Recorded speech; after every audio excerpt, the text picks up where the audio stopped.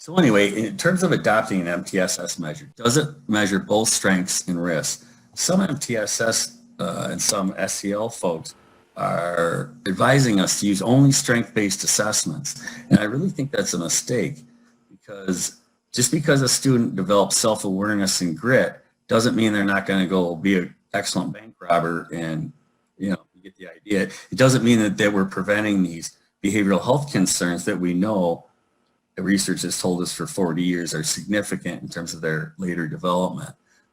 So if I'm going to do this work, I want to make sure that they're developing strengths, but also that we're lowering their concern levels in terms of behavioral health problems.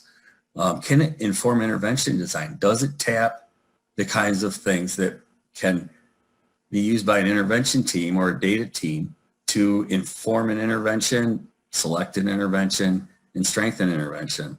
Can it be used for both screening and progress monitoring? Because I don't want to screen kids with one technique and progress monitor with another and hope they relate to each other. I want to use the same thing. How useful is it for evaluation across interventions, across ages, settings, raters? We really didn't have many people using the self and parent versions of the BIMUS until last March, when all of a sudden we're remote.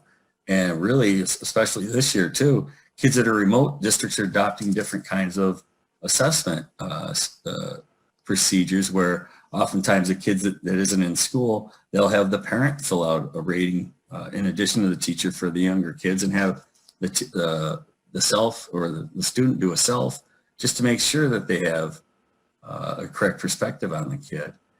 And most importantly, is the scale or technique technically adequate? Is it reliable? Is it valid? And if it isn't, I don't think we should use it, or I don't think we should rely on it for decision making.